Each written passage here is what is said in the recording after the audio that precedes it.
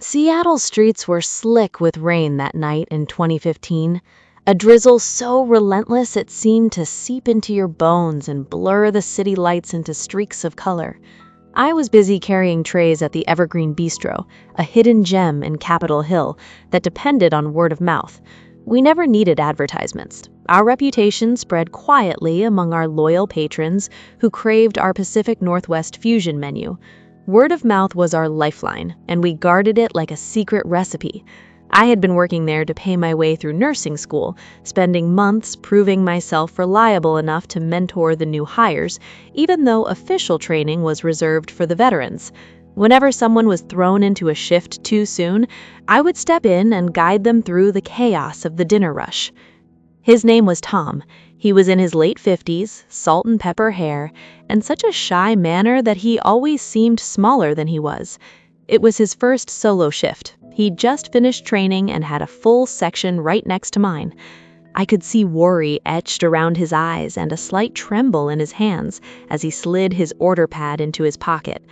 Earlier, I had whispered to him, "You've got this," giving his shoulder a gentle pat. He smiled and nodded, but doubt still lingered in his gaze, like fog over Puget Sound. Tom was exactly the kind of guy who would apologize even for breathing too loudly, and a protective instinct from my nursing training kicked in. I felt an urge to shield someone so vulnerable. That evening began pretty calmly. My tables were mostly regulars, an affectionate couple sharing oysters under dim Edison bulbs, and a family raising a glass over our signature cedar plank salmon to celebrate a promotion. The dining room buzzed with the clatter of cutlery and the quiet hum of conversation, scented with garlic and fresh herbs wafting from the kitchen. Outside, rain pattered against the floor-to-ceiling windows, providing a cozy barrier against the chill. But as closing time neared, a group of 6 20-somethings strolled in. Their sharp, intrusive laughter sliced through the warm ambiance like a knife, and they claimed the corner round table in Tom's section, the one backed by exposed brick that seemed to amplify every sound. I watched from a distance as Tom tentatively approached them. The apparent ringleader, I'll call her Emily, though in my mind she was just that woman, was a striking brunette with sharp features and an aura of entitlement that clung to her like expensive perfume. She wore a tailored blazer over a silk blouse, and her friends mirrored her polished look, gelled hair and designer sneakers. Tom took their orders, but moments later he was back at my side, face flushed with confusion. "Alex," he whispered, glancing over his shoulder, "they want this custom wrap. Chicken, avocado, some special sauce. It's not on the menu, but she insists we have the ingredients and that the other location makes it all the time. Am I missing something?" My stomach tightened. We did have a sister restaurant across town in Bellevue, but our menus were identical. No secret off-menu items unless the kitchen felt generous. Emily's request screamed testing boundaries, seeing how far she could push. I could have told Tom to stand his ground, to politely explain our policy, but his eyes pleaded for mercy. This was his first solo night. A wave of orders was building up, and I didn't want to crush his confidence. "I'll check with the cooks," I whispered, giving his arm a squeeze. "If they say yes, go ahead. If not, I'll take over that table." Tom nodded gratefully and hurried off. The cooks were in a good mood, a slow night, and they whipped up the wrap without complaint. Problem solved, or so I thought. But as Tom delivered it, Emily's voice cut through the din. "Finally, took you long enough." Her friends laughed, and Tom's shoulders sagged just a bit. That was the spark. From then on, every time Tom approached their table, Emily had a new demand. Extra napkins the second he set down drinks. A refill before the glasses were half empty. Substitutions mid-meal, like swapping fries for a salad she'd forgotten to mention. Her tone was clipped and impatient, laced with mockery. "Seriously, how hard is this?" she'd sneer, rolling her eyes as her entourage snickered. Tom darted back and forth, his face growing paler, sweat beading on his forehead despite the cool air from the vents. I kept an eye on Tom while my own tables ran like clockwork. Nursing school had taught me how to multitask under pressure. Balancing IV drips and patient vitals wasn't so different from juggling entrees and egos. But seeing Tom unravel hit me differently. He was twice my age, a man who'd surely faced his share of hardships, and now he was reduced to a quivering mess by that woman's relentless jabs. I slid into his section effortlessly, checking on his other tables. A kindly, elderly couple savoring dessert, a lone diner lost in a book, and folding them into my rhythm. "Everything okay here?" I'd ask with a warm smile, refilling waters and clearing plates. It bought Tom a little breathing room, but the corner table still demanded his undivided attention. No courtesy offered, no please or thank you. By the time the main courses arrived, Tom was completely spent. He pulled me aside into the back of the kitchen, where steam from the dishwasher mingled with the scent of garlic and hot oil.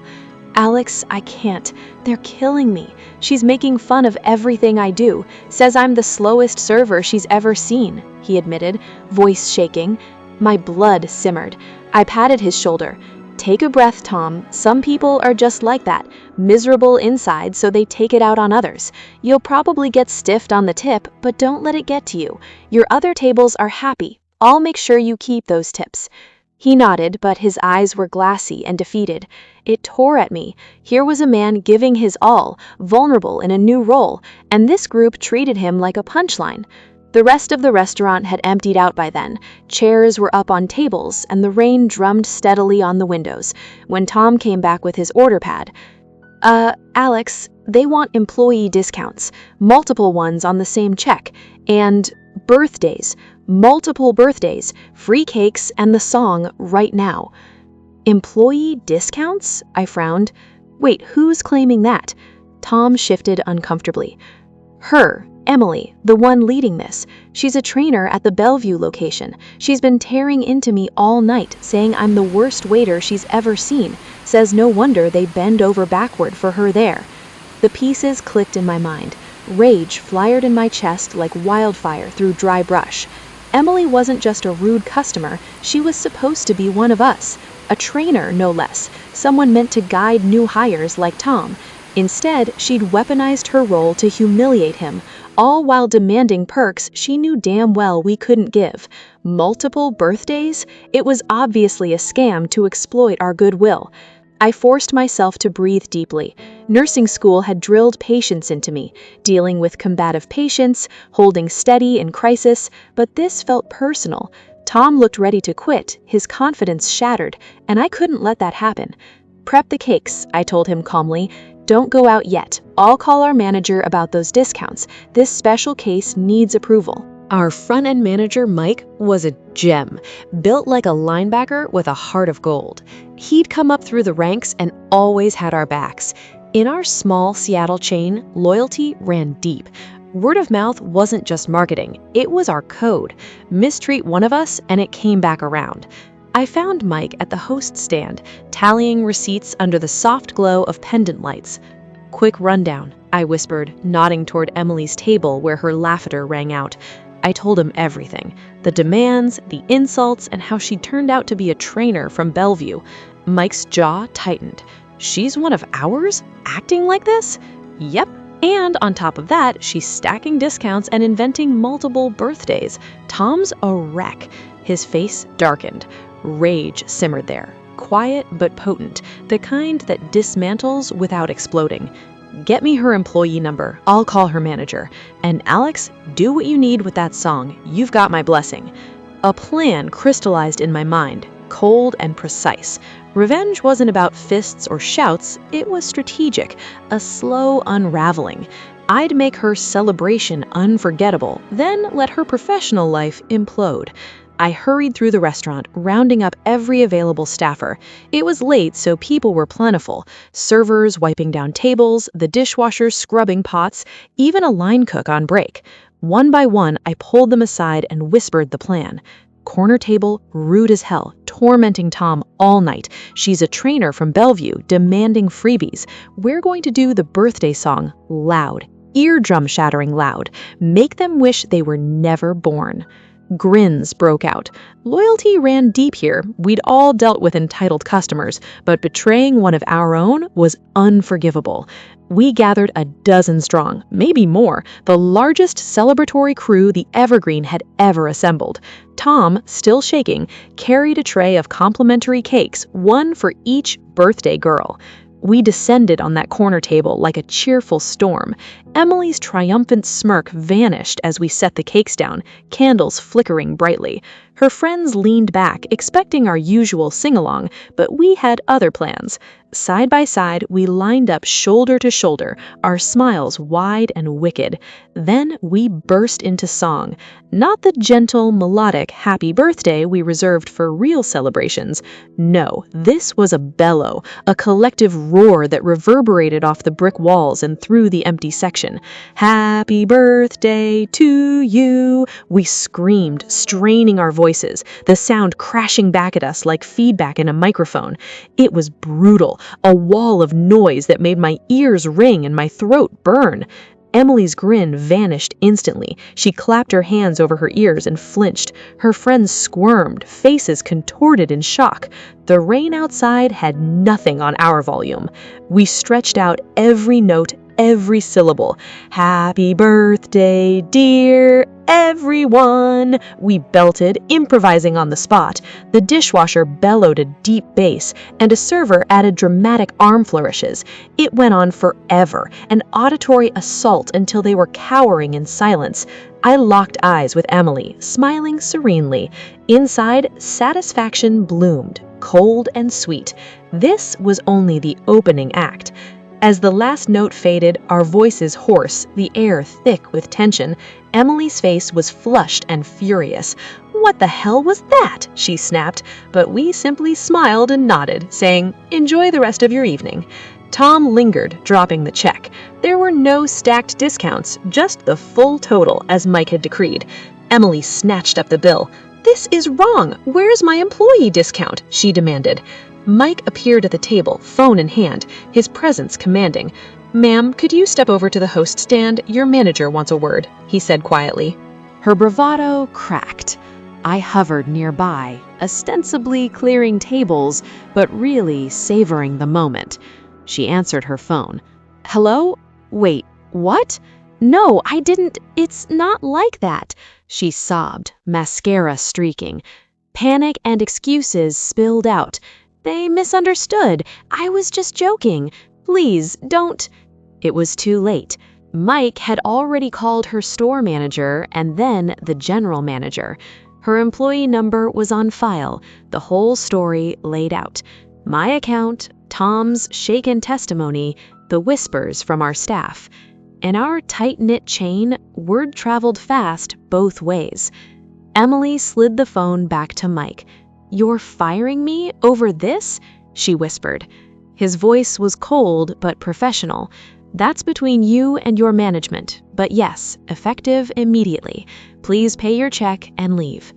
She paid in full, not even a penny in tip, and her group slunk out into the rain, umbrellas popping up like shields.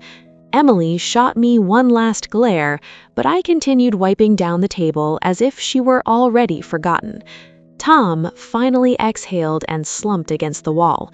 "Alex, thank you. I thought I was done." I managed a small smile. "We take care of our own. Go home and rest. Tomorrow's a new day." For me, though, sleep wouldn't come easily. As I locked up and the rain washed the streets clean, I replayed it all. The betrayal wasn't just to Tom, it was to everything we stood for.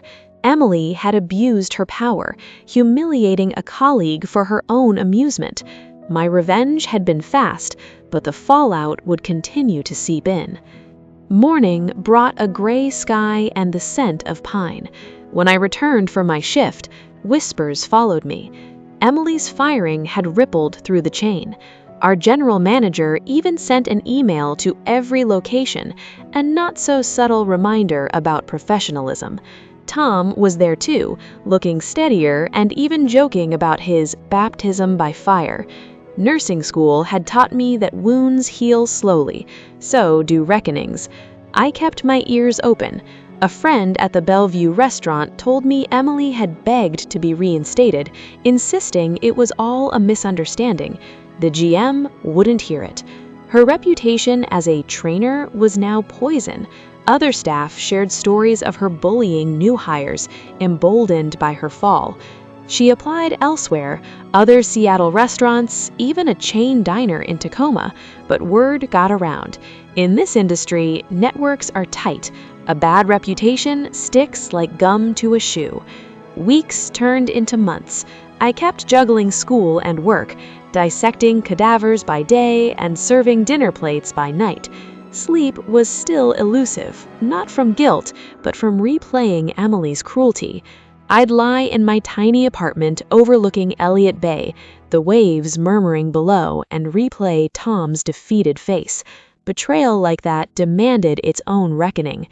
Memories intruded, my own early days waitressing and a ruthless manager who'd belittled me until I quit.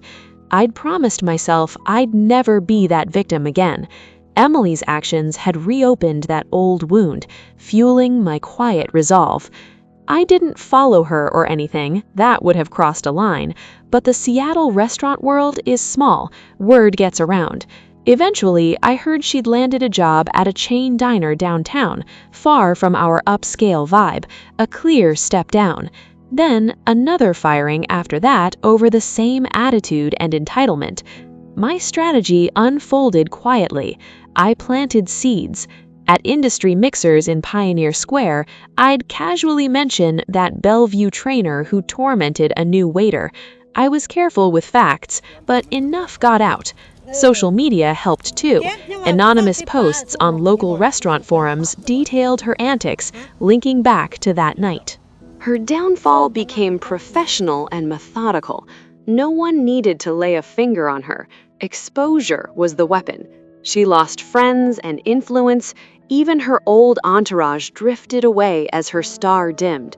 I imagined her lying awake nights, the humiliation coming back to haunt her.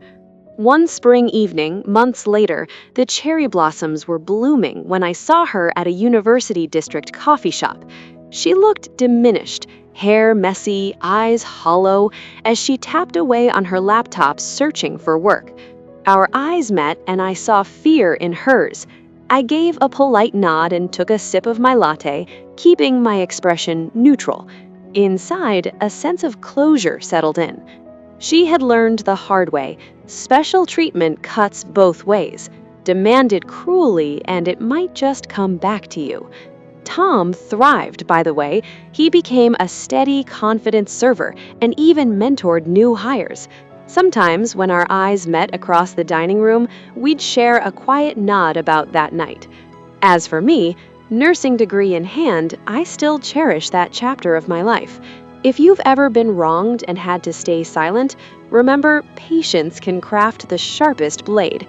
Perhaps sharing your story will help you heal, or even inspire the next quiet reckoning.